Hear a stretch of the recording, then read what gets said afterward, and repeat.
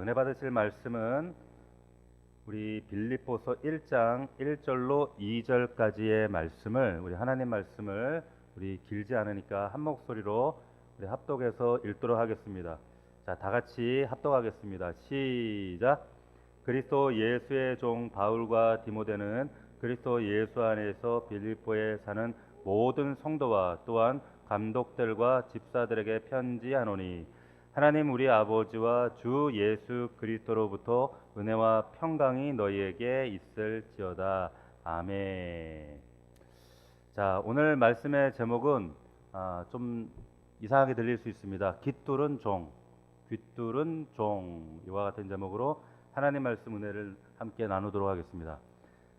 사도 바울이 빌립보서를 썼는데 이 서신 가운데 보게 되어지면 가장 많이 쓰는 단어가 있습니다. 그게 뭐냐면 기쁨이라는 단어를 자주 사용하고 있는데 대략 16번 정도를 사용합니다.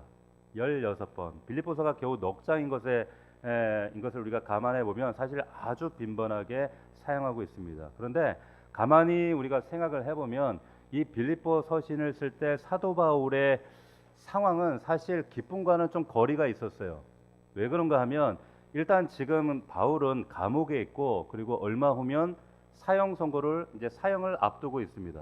그리고 바울과 함께했던 많은 사람들이 바울로부터 이제 등을 돌리고 떠나가는 그런 상황이었고 또 안타깝게도 초대교회가 사도 바울에게 모든 교회가 다 호의적이거나 좋은 마음을 가지고 있지는 않았던 겁니다. 그뿐만 아니라 사도 바울이 개척했던 수많은 그 교회들 가운데 물론 건강하게 아름답게 성장은 하고 있었지만은 많은 교회들이 박해와 가난과 핍박 가운데 큰 어려움을 겪고 있다는 소문을 바울이 듣고 있었어요. 그래서 사실 바울에게는 그다지 기쁜 일들이 기쁜 상황이 아닌 그런 형국에 있었습니다. 그럼에도 불구하고 바울은 이 빌립보서에서 계속적으로 기쁨을 말하고 있는데 대체 사도 바울은 왜 도대체 그렇지 못한 환경 가운데 있으면서도 왜 기쁨을 말하는가? 자, 그 비밀은 바로 예수 그리스도라는 말에 담겨 있습니다. 여러분 1장에 보시면 1장에만 우리가 읽지 않았지만 예수 그리스도라는 단어가 17번이 등장을 합니다. 이게 무슨 말인가 하면 사도 바울에게 있어서 기쁨의 이유는 환경이나 상황이 아니라 예수 그리스도에게 있다 그런 뜻입니다. 할렐루야. 자, 심지어 여러분 빌립보서 4장 4절에 보면 우리 화면 한번 보여주시겠습니까? 우리 4장 4절에 이런 말씀이 있어요. 같이 읽어보겠습니다. 시작. 자, 기뻐하라 이랬습니다. 이 기뻐하라는 이 말씀은 사도 바울이 야 긍정적으로 생각해라. 살다 보면 뭐 좋은 일 생길 거다. 뭐 이런 의미가 아니에요. 무슨 말이냐면 기뻐하라. 내가 다시 말하노니 기뻐하라. 이 말을 번역하면 이런 겁니다. 기뻐하라. 생각하라. 예수 그리스도를 생각하라. 내가 다시 말하노니 예수 그리스도를 생각하라. 이런 의미예요. 그러니까 사도 바울에게 있어서 예수 그리스도를 생각하면 바울에게는 그의 환경과 상황에 관계없이 그 안에서 기쁨이 샘솟을 수 있었다 그런 의미입니다. 특별히 오늘 1장 1절에서 보게 되면 사도 바울이 예수 그리스도와 자신의 관계를 설정할 때 뭐라고 설정하는가? 그분을 주인, 나는 종이다. 이런 종이라는 단어로 표현을 합니다. 여기서 말하는 종이라는 것은 여러분 슬레이브, 노예를 말해요. 그러니까 예수 그리스도와 자신을 관계를 정의를 할 때 사도 바울은 친구도 아니고 그리고 뭐 좋은 말로 목자와 양 그리고 아버지와 아들 그 많은 표현들이 아니라 종이라고 이렇게 표현을 했어요. 그러니까 요한복음에서 예수님께서 더 이상 너희들을 종이라고 말하지 아니하고 나의 친구다 이렇게 말씀하셨거든요. 얼마나 좋은 표현이에요. 다윗처럼 요한은 나의 목자시니 양과 목자의 관계 그리고 혹은 뭐 아버지와 아들 많은 표현들이 있는데 사도 바울이 극구 자신과 예수 그리스도의 관계를 정의 내릴 때 뭐라고 하는가? 종이라고 표현했어요. 종. 자, 인생을 우리가 살아가다 보면 많은 분들이 전환점을 맞습니다. 뭐 이직을 하기도 하고 새로운 직장을 구하기도 하고 이사를 가기도 하고 또 학교를 바꾸기도 하고 다양한 전환점을 바꾸는데 그래서 인생에 새로운 전환점이 생긴 줄 알았는데 근데 조금 지나고 보니까 그 전환점이 지나고 보니까 전환점이 아니라 반환점이 되어서 다시 과거로 돌아가서 어려움을 살아가는 그러한 경우가 많이 있습니다. 사도 바울은 예수 그리스도를 만나서 그의 인생이 전환이 됐는데 그 인생이 반환된 것이 아니라 전환되었다라고 하는 그런 놀라운 역사들을 간증하고 있어요. 그래서 그 전환의 비밀을 한마디로 뭐라고 표현하는가? 종, 이런 단어로 지금 이 단어에 담아두고 있는 겁니다. 요즘처럼 여러분들 뭐 종이라는 단어를 좋아하시는 분들이 없잖아요. 이런 우리 경상도 사투리 보면 이런 종래미 막 이러거든. 근데 이런 단어를 좋아하시는 분들이 아무도 없습니다. 더더군다나 요즘처럼 인권 강조하는 시대에 종 그러면 좋아하는 분들이 아무도 없고 오히려 기분이 나쁘죠. 그런데 고대 세계에서 그 당시 바울이 살던 시대에 어떤 사람들이 종이 되는가 아실 필요가 있습니다. 첫 번째는 전쟁을 나갔어요. 근데 전쟁을 패하게 되면 종이 됩니다. 종으로 끌려갑니다. 아버지도 엄마도 자식들까지 다 종으로 끌려갑니다. 두 번째, 어떤 사람이 종이 되는가? 태어나 보니까 종인 거예요. 태어나 보니까 눈 떠 보니까 엄마 아버지가 종이네. 그러면 그 자식도 종으로 이제 종으로 운명 지어져서 살아갈 수밖에 없는 겁니다. 우리 요즘 말로 우리 흙수저 금수저 얘기하잖아요. 그 옛날에는 그게 얼마나 더 심했겠어요. 세 번째, 그리고 어떤 경우에도 종이 되는가 하면 살다가 인생의 어려움을 만나 가지고 큰 채무를 짓게 돼 가지고 빚을 다 갚지 못하면 이제 남아 있는 건 몸뚱아리 하나밖에 없으니까 죽어라고 이제 그 집에서 종로를 타면서 남의 종살이로 이제 평생 빚을 갚는 겁니다. 결국 종이 된다는 건 뭐냐?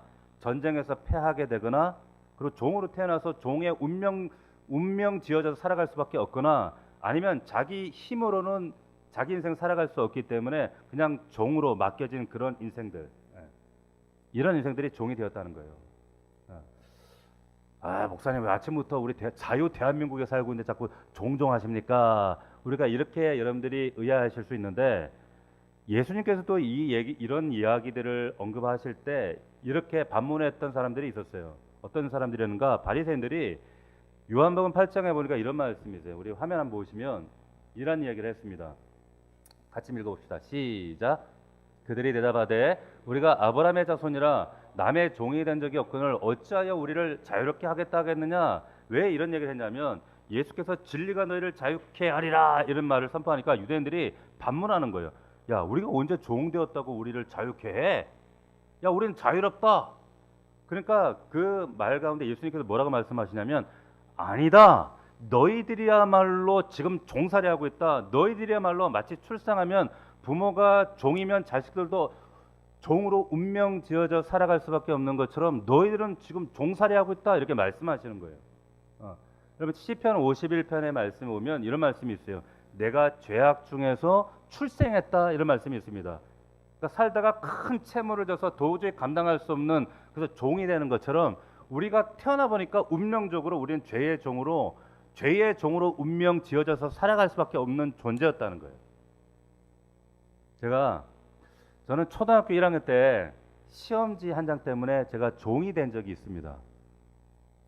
우리 초등학교 1학년 때 되면 뭐예요? 이제 한글 배우잖아요. 가나다라, 기역, 니은 배우잖아요. 그런데 뭐 요즘처럼 요즘 애들이 영어 배우고 글씨를 다 떼가가지고 우리 때는 그런 거 없었어요. 나 학교 가가지고 선행 가서 그런 게 어디 있어?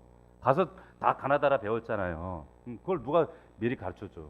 더군다나 저희 어머니는 돈 벌러 다니셨기 때문에 아무도 안 가르쳐 줬어요. 그래가지고 뭘 준비하고 가나 그냥 가는 거지. 근데 가면은 뭐 합니까? 이제 배워갖고 받아쓰기 시험하잖아요. 받아쓰기. 박 목사가 성적이 어땠을까요? 엄마한테 갖다 드릴 수가 없는 거야. 다 이렇게 돼가지고 큰일 났네. 그러니까 이 시험지 어떡하지? 에? 근데 아무리 고민해도 아이들은 아이들 생각의 수준을 벗어나지를 못해요. 그래가지고 제가 그 시험지를 어떻게 했냐면 그걸 바보같이 버렸으면 되는데 갖다 버렸으면 되는데 제가 고민하다가 우리 학교 다닐 때 보면 책가방 밑에 보면 바닥에 플라스틱으로 된 게 있었어요. 밑에 꺼지지 말라고. 그 플라스틱 밑에다가 시험지를 거기다 숨겼어요. 그래서 숨겨가지고 그날부터 제 인생이 책가방에 종이 된 거예요. 보통 그래가지고 이제 학교 갔다 오면 이제 책가방 집어 던져놓고 뭐 합니까? 딱지치기 하고 구슬치기 하고 놀잖아요. 근데 그날부터 이제 그 책가방을 제가 그 제 책상 옆에다가 가지런히 갖다 놓습니다. 그리고 그 책가방을 갖다 놓으면 제가 그 책상 곁에서 제가 떠났을까요? 안 떠났을까요? 안 떠나요. 그 엄마가 퇴근해서 들어오면 이제 1학년이니까 알림장 갖고 와. 뭐 숙제 뭐야? 그러면서 그 준비물 챙겨주시고 이렇게 하는데 엄마가 이제 챙겨줄게 이리 와 그러잖아요. 그러면 아니야 엄마 괜찮아 제가 알아서 다 하겠습니다. 엄마 걱정하지 마세요. 그러면 엄마가 어이구 우리 아들 다 컸네 철 들었네 막 그러시는 거예요. 학교에 가서도 책가방 걸었는데 누가 지나가다 스치기라도 하면 가슴에 철렁 왜 쏟아질까 봐 가네. 근데 어느 날 이게 시험지를 자꾸 거기다 숨기고 쌓이다 보니까 이게 어떻게 돼요? 책이 위로 쑥 올라오는 거야. 그 채가 가방에 뿔뚝해지니까 엄마가 이게 뭐니 하면서 이게 정리하다가 발각된 거예요. 그래가지고 뒤지게 맞았잖아요. 엄마한테. 진짜 먼지나게 맞았어요. 여러분 책가방 속에 있는 이 시험지의 종로로 탄 이야기가 비단 이 박 목사만의 얘기인가? 여러분들은 그렇지 않습니까? 여러분도 아직도 매여 있는 책가방 속 시험지가 있다는 거예요. 거기서 벗어나야 우리가 자유한데 그런데 우리가 예수 믿으면서도 여전히 책가방의 종으로 산다는 거예요. 비유하자면 여러분 과거에 그 당시에 이 종에서 자유할 수 있는 방법이 세 가지가 있었어요. 세 가지 뭐냐? 첫 번째는 뭐냐면 전쟁에 나가 승리해서 큰 공을 세우면 자유인으로 풀렸습니다. 그러니까 남북 전쟁 당시에도 그랬잖아요. 이제 북군이 막 밀리니까 링컨 대통령이 흑인들한테 특권을 줬잖아요. 너희들 전쟁에 나가서 큰 공 세우면 너희 자유인이다 이렇게 선포했단 말이에요. 그리고 우리 영화에도 보면은 보셨잖아요. 배너에 보면 배너가 이 자기 주인 장군의 목숨을 살려줘서 자유인이 된단 말이에요. 이것처럼 여러분 누군가 이렇게 공을 세워서 자유인이 되는 경우가 있었어요. 두 번째 어떤 방법이 있는가? 뭐 죽어라고 노력해서 그냥 빚 갚는 거예요. 죽어라고 그냥 죽을 똥 살 똥 그냥 어떻게든지 무슨 수술 써서라도 진짜 그 빚 갚으면 자유인이 됩니다. 우리 미운 무슨 새끼에 보면은 거기 이상민이라는 배우가 있잖아요. 가수인가요? 배우인가요? 그 배우가 처음에 뭐 70억의 빚을 져가지고 10몇 년을 감다가 나중에 가족들의 빚 한 48억까지 짊어지고 그 빚을 15년을 갚았어요. 15년을 갚았대. 대단하잖아요. 그 책임감이. 그리고 이제 얼마 전에 그 빚을 다 청산하고 50 넘어서 장가도 갔어요. 다시 결혼했잖아. 그런 사건이 있었죠. 그러니까 그러면 빚을 갚으면 자유인이 되는 거예요. 근데 마지막으로 한 가지 방법이 뭐냐? 잘 들으세요. 누군가 마음씨 좋은 분이 나타나서 정말 나를 불쌍히 여기는 어떤 분이 나타나서 내 빚을 다 청산해주면 다 갚아주면 그러면 자유인이 될 수 있습니다. 자, 여러분 전쟁에 나가서 정말 생명 걸고 목숨 걸고 싸운들 죽으면 어떻게? 정말 등골 휘도록 죽을 똥 살 똥 여러분 나가서 정말 내가 뼈 빠지게 죽을 만큼 노력하면 내 인생이 여러분 자유로워지던가요? 여러분 성경은 예수 그리스도가 우리를 내 죄를 내가 갚아야 될 모든 채무를 속량하셨다라고 표현을 해요. 다 갚아줬다는 거예요. 속량이라는 말은 여러분 경제적인 용어예요. 다 갚았다는 거예요. 청산했다는 거예요. 그래서 성경에 보면 고린도전서 6장에 이런 말씀이 있습니다. 화면 한번 보시고 같이 한번 우리 또박또박 한번 읽어보겠습니다. 시작. 너희는 너희 자신의 것이 아니라 값으로 산 것이 되었으니 그가 모든 사람을 대신하여 죽으심은 살아있는 자들로 하여금 다시는 그들 자신을 위하여 살지 않고 오직 그들을 대신하여 죽었다가 다시 살아나신 이를 위하여 살게 하려 하심이라. 할렐루야. 주님이 우리에게 행하신 이 놀라운 역사가 바로 그 십자가 사건이라는 거예요. 우리가 왜 우리를 세상 사람들이 우리가 그리스도인이라고 부릅니까? 왜요? 내 공로로 내 노력으로가 아니라 예수님께서 내가 감당할 수 없는 그 모든 채무를 다 한 번에 해결해 주셔서 그래서 우리가 자유인이 되었다. 이걸 가슴으로 뜨겁게 감격으로 고백하는 사람들을 그리스도인이란 이름으로 불려지는 거예요. 할렐루야. 자, 그런데 잘 보세요. 사도 바울은 그래서 예수께서 우리를 자유인 되게 하셨으면 자유롭게 하셨는데, 그러면은 자유인으로 살면 되잖아요. 자유인으로 살아야 되잖아요. 과거에 종이었고 저주의 종이었고 율법의 종이었으면 이제 여기에서 우리가 이것저것에 종되어서 책가방에 매인 것처럼, 시험지에 매인 것처럼 우리가 살던 사람인데, 예수님 때문에 우리가 자유롭게 되었으니까 이제는 자유인이 되었으니까 그렇게 살면 되는데, 바울은 다시 자기를 뭐라고 지금 부르고 있냐면, 말하고 있는가? 종이라고 말하는 거예요. 종. 다시 자기를 종이라고 말합니다. 뭐야 그럼? 그럼 주인만 바꿨네? 주인만 바뀌었어요. 근데 중요한 것은 그 주인이 누구인가라고 하는 게 중요한 겁니다. 잘 들으세요. 여러분, 구약에 보시게 되면 출애굽기와 신명기에 보면 아주 독특한 이야기가 나옵니다. 어떤 이야기가 하면 노예 제도에 대한 하나님의 독특한 율법이 하나 등장을 하는데, 이런 이야기가 나와요. 우리 화면 한번 보시겠습니다. 보면 이게 출애굽기 21장에 이런 얘기가 나와요. 한번 잘 보세요. 내가 히브리 종을 사면 그는 여섯 해 동안 섬길 것이요 일곱째에는 몸값을 물지 않고 나가 자유인이 될 것이다. 단신으로 왔으면 단신으로, 장가들을 쓰면 그 안에도 자유다. 자유인에 대한 율법. 다시 말하면 뭐냐면, 어떤 사람 한 집안에 종으로 팔려가지고 6년 동안 쎄빠지게 일을 하다가 7년째, 그러니까 희년이 되면, 율법에 희년이라는 제도가 있어요. 이때가 되면 모든 사람들 다 해방시키는 거예요. 이걸 희년이라고 하는데, 풀어줘라, 이런 율법이 있는데, 여러분, 모든 종들이 6년 동안 정말로 뼈 빠지게 봉사하고 일을 하다가 7년째 다 자유인으로, 고향으로, 사회로, 이제 정말 자유로 돌아가는 거예요. 그런데 개 중에 말도 안 되는 이상한 종이 하나 있더라는 거예요. 어떤 종이냐면, 주인에게 와가지고 이런 거예요. 저는 자유롭게 살기보다 저는 평생 당신 밑에서 살겠습니다. 저와 제 처자식, 이 종은 영원히 주인님의 종으로 살겠습니다. 이런 정신 나간 종이 있을 거라는 거예요. 제 얘기가 아니라 말씀이에요. 다음 화면 보시면, 자, 한번 읽어보겠습니다. 시작. 만일 종이 분명히 말하기를 내 상전과 내 처자를 사랑하니 나가서 자유인이 되지 않겠노라 하면, 상전이 그를 데리고 재판장에 갈 것이요 또 그를 문이나 문설잡을 데리고 가서 그것에 송고서 그에게 뚫을 것이라. 자, 여기에 이제 귀뚫은 종 이야기가 나오는 겁니다. 자, 이런 정신 나간 종이 있다는 거예요. 그러면 그 종은 어떻게 되는가? 주인이 물어요. 너 진짜야? 진짜입니다. 저는 제 아내와 저와 제 자손들은 정말 당신 가족들, 주인들을 영원히 평생 저는 섬기겠습니다. 그럼 그 이상한 종이 나오면 어떻게 하느냐? 그 종을 데려다가 어떻게 저기 문지방에 귀를 대고 송곳으로 구멍을 뚫어버리는 거예요. 그리고 귀걸이를 합니다. 이것이 율법에 나와 있는 귀뚫은 종에 대한 이야기예요. 자, 여러분 한번 생각해 보시겠어요? 어떤 종이 그렇게 고생하고 정말 고통스러운 시간을 보내고 7년째 여러분 자유인이 됐어요.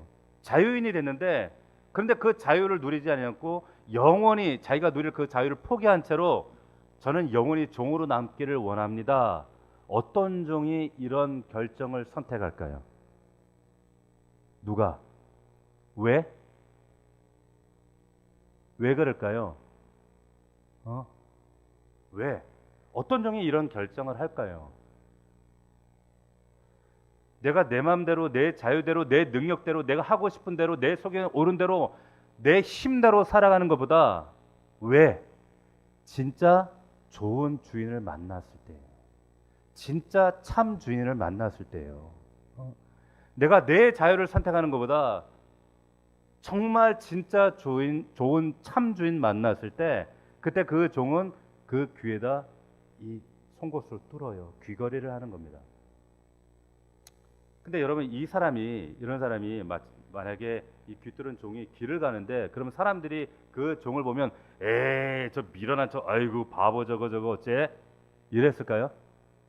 그러지 않아요. 사람들이 쟤는 어떻게 저렇게 좋은 주인 만났을까?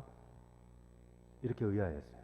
심지어 그런 종들은 종이 아니라 그 주인이 아들처럼 자식처럼 대우했어요. 그래서 여러분 누가복음 15장을 보면 탕자 비유가 나오잖아요. 그 탕자가 그 아버지 마음에 대못을 받고 유산 다 재산 취득해가지고 집을 나가버리잖아요. 나가가지고 그 허랑방탕하다가 밑바닥 돼지 지엽 열매 먹는 그 자리까지 떨어져서, 근데 그때 생각하는 거예요. 무슨 생각했어요? 내 아버지 집에 있는 종들은 아들처럼 대우받는데 나는 지금 자유롭게 살겠다고 뛰쳐나왔는데 나는 종만도 못한 삶을 사는구나 하면서 그 아버지 집에 있는 종들을 떠올리더라는 거예요. 여러분, 오늘 사도 바울이 자기 자신을 예수 그리스도의 종이다 이렇게 관계를 설정하고 정의 내리는 이유가 어디에 있습니까? 바울은 예수 그리스도가 정말 좋은 주인이라는 걸 알았어요. 예수가 정말 참 좋은 주인이라는 걸 알았어요. 이것을 바울은 자기 인생의 가장 중요한 대전환이라고 얘기를 하는 겁니다. 우리가 과학이 발전하기 전에 옛날에는 여러분 어떻게 생각했어요? 사람들은 이 우주를 어떻게 해석을 했냐면, 지구는 가만히 있는데 우주가 지구를 중심으로 어떻게 한다? 움직인다, 돌아간다 라고 하는 천동설을 믿고 살았어요. 그럼 천동설을 믿고 살아도 괜찮아요. 천동설 믿고 살아도 농사 짓는데 아무 문제 없어요. 여행하는데 아무 문제 없었어요. 그런데 바다를 나가서 배 타고 나가게 되면 별자리를 보고 나가는데 자꾸만 어떻게 별자리가 바뀌는 거야. 달라지는 거야. 달력을 만들었는데 몇 년이 못 가서 자꾸 오차가 생기는 거예요. 시차가 발생하는 거예요. 그래서 과학이 계속 발전하면서 여러분들 아시다시피 갈릴레오 같은 사람이 무슨 얘기를 합니까? 야, 알고 보니까 우주가 움직이는 게 아니라 뭐다? 야, 지구가 움직이는 거더라. 야, 이렇게 얘기했잖아요. 이걸 뭐라고 합니까? 코페르니쿠스적 대전환이라고 얘기하는 거예요. 들어보셨죠? 코페르니쿠스적 대전환이다. 제가 왜 이 말씀 드리는가? 여러분들이 인생을 살아가면서 대부분의 사람들은 천동설로 살아갑니다. 그래서 대부분 외동딸로 태어났습니다. 나는 셋째 딸로 태어났습니다. 나는 막내로 태어났습니다. 난 외동입니다. 이렇게. 그래서 세상의 중심이 나를 중심으로 움직여요. 엄마도 내 주위로 돌고 아빠도 내 주위로 돌고 할아버지 할머니도 내 주위로 돌아가고 세상의 중심이 내가 있어. 그러다 보니까 그렇게 천동설처럼 살아가.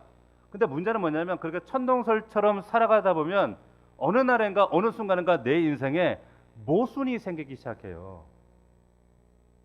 내가 주인이고 내 뜻대로 내가 중심이니까 내 마음대로 살면 될 줄 알았는데 살아가다 보니까 이게 안 맞는 거예요. 살아가는 인생이 뭔가 안 맞아요. 뭔가 체한 것처럼 인생이 내 영혼 안에 답답해요.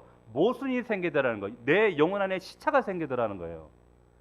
그래서 여러분 어떤 인생이 정말 제대로 살아가는 인생인가 하면 내가 주인이 아니고 진짜 주인은 따로 있구나. 내가 중심이고 세상이 나를 중심으로 해서 돌아가는 것이 아니라 그 주인이 세상의 가운데 중심에 계시고 나는 그분 주위를 돌아가는 거구나 라는 사실을 깨닫는 사람이 제대로 사는 거예요. 할렐루야. 이런 사람들을 그리스도인이라고 얘기하는 겁니다. 사도 바울은 그 의미를 지금 종이라는 한 단어로 지금 여기 함축해서 빌립보서에서 고백하고 있는 거예요. 이 비밀이 신비가 이 빌립보서에 담겨져 있는 겁니다. 그럼 우리가 예수 믿고 살면서도 십수년을 교회에 다니면서도 예수 그리스도가 나의 구주요 주인입니다. 이 말은 그분이 내 죄를 해결하셨습니다. 또한 그분이 내 인생의 주인이 되십니다 라고 하는 이 신앙 고백을 하는 사람들이 그리스도님에도 불구하고 왜 예수 그리스도의 생명력과 구원의 능력이 성경의 생생한 증거처럼 우리의 삶 가운데 펼쳐지지 못하는가? 왜 그런 줄 아세요? 여전히 우리는 천동설을 믿고 살아가기 때문에 그렇습니다. 아직도 천동설이에요.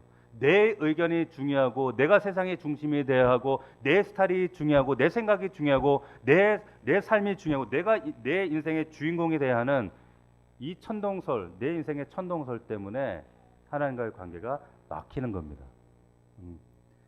그러나 오늘 이 단어 사도 바울이 말합니다. 예수 그리스도의 종 바울.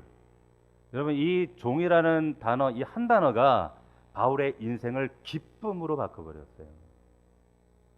모순되는 삶, 모순되던 삶, 해석되어지지 않던 삶, 도무지 답이 안 나오는 해답 없는 삶이 여러분 놀랍게도 주인을 바꾸는 순간 인생이 제대로 흘러가기 시작하더라는 거예요. 모든 것이 이해되기 시작해. 납득이 되어지지. 도무지 납득이 안 돼, 해석이 안 되던 인생이 해답이 발견되어지고 이해가 되어지고 그리고 제대로 이제 삶 가운데 열매가 맺혀지더라라고 하는 거예요. 할렐루야.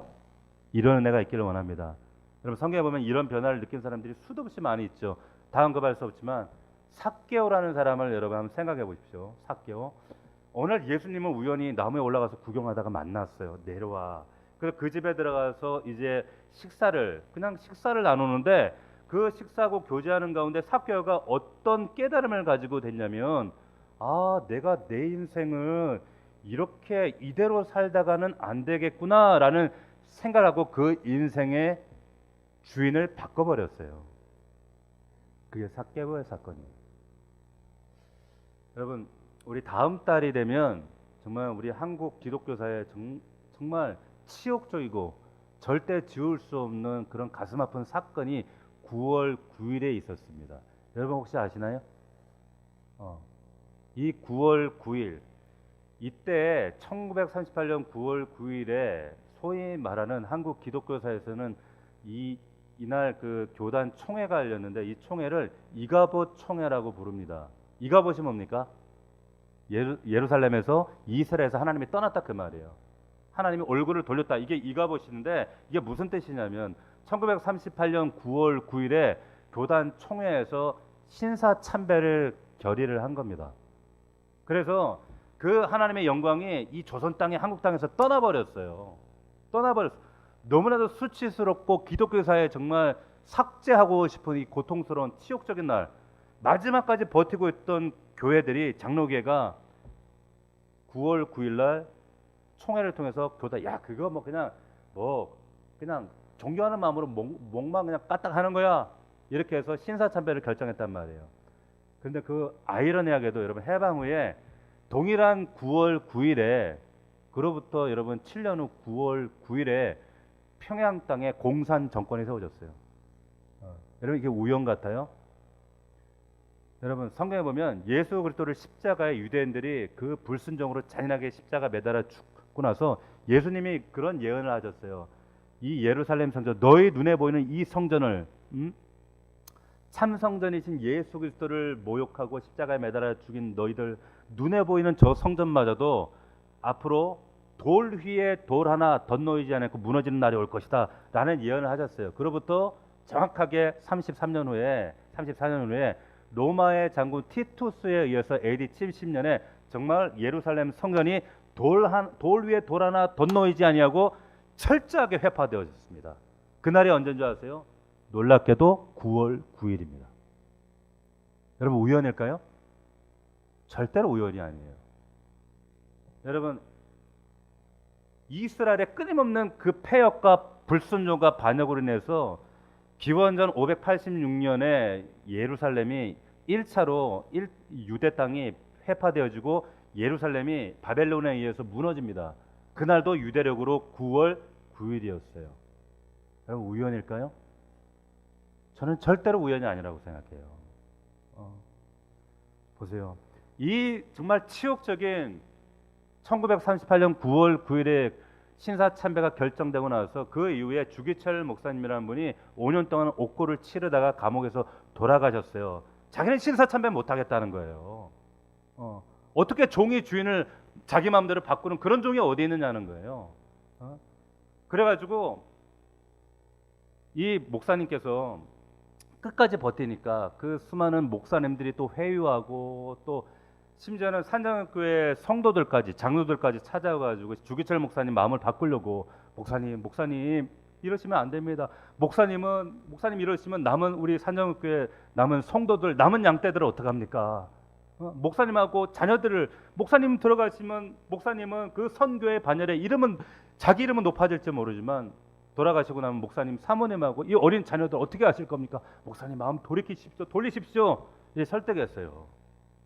그런데 주기철 목사님은 그러실 수 없다는 거예요. 종이 주인을 어떻게 바꾸냐? 은혜를 저버릴 수가 없는 겁니다. 소금의 짠맛이라는 성질과 정체성을 어떻게 분리할 수 있느냐? 달이 있는 것은 자기 스스로 빛나기 위해 아니라 세상을 비추기 위해. 그래야 그 빛이 아름다운 거지. 어떻게 비추는 사명을 잃어버릴 수 있느냐. 그리고 끝까지 버티셨어요. 마찬가지라는 거예요. 자기를 부인하고 종의 길을 걷지 않는 사람들은 그리스도인이라고 말할 수가 없는 겁니다. 주기철 목사님께서 마지막에 순교하기 직전에 쓰신 그분의 결의에 찬 그 고백의 편지가 있습니다. 화면에 보시면 한번 봅시다. 여러분이 한번 제가 읽어볼 테니까 잘 귀담아 들어보세요. 주기철 목사님의 옥중 편지인데 이렇게 돼 있어요. 주님을 위하여 오는 고난을 내가 이제 피하였다가 이 다음 내 무슨 낯으로 주님을 배우리까? 주님을 위하여 이제 당하는 수욕을 내가 이제 피하였다가 이 다음 주님이 너는 내 이름과 평안과 즐거움은 다 받아 누리고 고난의 자는 어찌하고 왔느냐 물으시면 나는 무슨 말로 대답하랴? 주님을 위하여 오는 십자가를 내가 이제 피하였다가 이 다음 주님이 너는 내가 준 이 그 유일한 유산인 고난의 십자가를 어찌하고 왔느냐 물으시면 나는 어떻게 대답해야 될까? 여러분, 우리 사랑하는 넘치는 교회 가족들 보세요. 저는 지금 목회를 30년 넘게 참 처음에 시작할 때 자의반 타의반 떠밀리다시피 해와서 정말 하나님 사명에 붙들려 여기까지 왔지만 마지막 끝나는 날이 있겠죠. 그리고 내 인생도 하나님 앞에 모든 사람이 심판대 앞에 서는 날, 마지막 주님 앞에 서는 날이 있다라고 말씀하셨기 때문에 제 소원이 뭔가 하면 그날 주님 앞에 나아갈 때 주님을 향하여 저는 그런 고백을 하고 싶어요. 주님, 정말 주님을 향하여 고난과 아픔과 상처와 그리고 그 수많은 모욕과 수치와 그런 어떤 스티마가 없이 상처 없이 멀끔하게 멀쩡한 모습으로 주님 앞에 그렇게 서는 것이 아니라 정말 이 땅에서 예수 그리스도 때문에 주님 때문에 이리 찢기고 모욕당하고 정말로 절뚝이는 발과 우리 성도들 때문에 흘렸던 수많은 눈물과 어그러진 무릎과 그리고 아픔과 상처와 이런 상처를 가지고 절뚝이는 모습으로 주님 앞에 나아갈 때에 이런 모습으로 나아갈 때 보세요. 주님이 그렇게 나아가면은 우리 주님이 저를 어떻게 맞아주실까요? 그런 여러분들을 어떻게 맞아주실까요? 우리가 그날에 주님 앞에 나가면 주님이 보좌 앞에 앉아 있다가 왔어? 애썼어? 이러실까요? 아니요. 그 보호자에서 벌떡 일어나서 뛰쳐내려서 끌어안아 주실 거예요. 애썼어. 수고했어. 착하고 충성된 종아. 너 너무 고생했어. 안아주실 거라고 저는 믿습니다. 할렐루야. 이 은혜가 저와 여러분들에게 함께 있었으면 좋겠어요. 여러분, 참된 자유라고 하는 것은 돈 많이 벌고 내 삶이 윤택해져서 편리해지는 그런 자유함에 있는 것이 아니라 진짜 주인, 진짜 참 주인을 만나시는데 자유함이 있는 겁니다. 아멘. 왜 내 삶에 어그러지고 힘들고 외롭고 어려운가? 참된 주인을 아직 뜨겁게 만나지 못한 거예요. 혹은 그 주인을 우리가 망각해서 그런 거예요. 저와 여러분들에게서 진짜 자유는 다시 한번 말씀드리지만은 예수 그리스도의 종이 되는 거예요. 그래서 여러분들이 스스로가 귀에 이 귀뚫는 종이 되시는 겁니다. 할렐루야. 귀뚫는 종은 자기가 자유를 얻었음에도 불구하고 그 자유를 자기 마음대로 의지대로 능력대로 사용한 종이 아니라 그 주인의 사랑 때문에 그 사랑에 압도되어서 그 모든 것을 포기하고 저는 영원히 당신의 영원한 종으로 섬기겠습니다 라고 결단한 그 종이 바로 귀뚫은 종이에요. 그게 그리스도인입니다. 다시 한번 말씀드립니다. 말씀을 정리하면서 우리가 꼭 기억하셨으면 좋겠어요. 첫 번째, 여러분의 시험지를 감춰놓은 여러분 책가방이 있다면 거기로부터 여러분 자유로워지십시오. 우리를 자유롭게 하는 것은 여러분 돈이 아니에요. 명예가 아니에요. 이런 것들이 아닙니다. 우리가 자유로워지기 위해서 예수 믿는 것이 아니라 진짜 좋은 주인 만나기 위해서, 참 주인 만나기 위해서 우리가 예수 믿는 거예요. 우리 이 교회, 우리 사랑하는 여러분들이 너무 사랑하고 아끼는 우리 더 넘치는 교회가 새로워지는 비결은 저와 여러분들에게 있지 않아요. 절대 그렇죠. 박 목사의 능력이 달려있지 않습니다. 정말 우리의 참 주인이신, 정말 좋은 주인이신 예수 그리스도 앞에 정말 귀뚫은 종이 많아질 때, 그럴 때 우리 교회를 더 새롭게 하실 줄 믿습니다. 할렐루야. 은혜밖에 없어요. 좋은 주인 있는 교회에 좋은 교회, 좋은 성도들이 하나님이 이렇게 세우시는 겁니다. 오늘 말씀 기억하시면서 여러분께 마지막으로 질문 드리고 싶어요. 여러분 주인입니까? 아니면 깃뚫은 종입니까? 여러분들이 주인이에요? 아니면 종이에요? 여러분 정말로 하나님 앞에 깃뚫은 종으로 서시기를 주의 이름으로 축복합니다. 축원합니다. 제가 잠깐 기도하고 오늘은 마무리하겠습니다. 하나님, 여전히 예수 그리스도가 내 머리가 되시고 주인이 되신다고 하지만 여전히 천동설처럼 살아가는 우리의 아집과 고집과 우리의 이 육신의 생각이 하나님의 뜻을 제한하고 정말로 내 인생의 주인 되기를 원하시는 하나님의 역사를 해방하고 있지는 않습니까?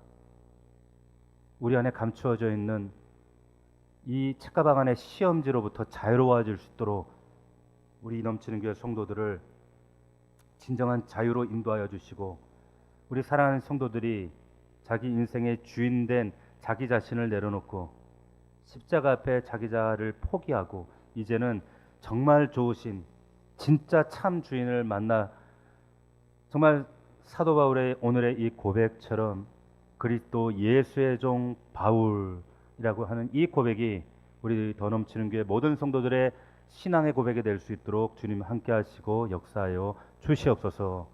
감사하고 예수 그리스도의 이름으로 기도하옵나이다. 아멘.